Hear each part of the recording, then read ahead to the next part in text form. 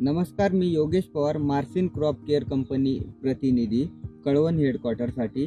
तर मी आलो आहे भुसणी या गावात.